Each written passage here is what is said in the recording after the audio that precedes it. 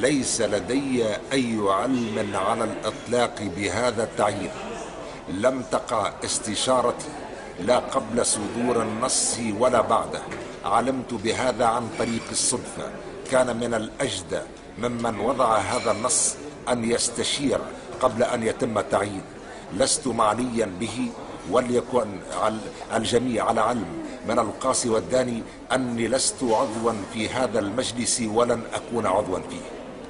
قدم استقالتك معناتها؟ هي استقالة بعد صدور هذا النص، لأن الوضع يقتضي قانونيا تقديم الاستقالة، ولكن هذه شكلية سوف أقوم بها إن لزم الأمر. وما على الذي أصدر هذا النص أن يصحح الخطأ الذي وقع فيه وأن يصدر نصا آخر، لأنني لست معنيا بمثل هذه الممارسات ولا بمثل هذه النصوص. سي قيس، ما تخافش معناتها من بعض المشاكل مع الأطراف اللي عينتك ولا؟ لن أخاف إلا الله تعالى.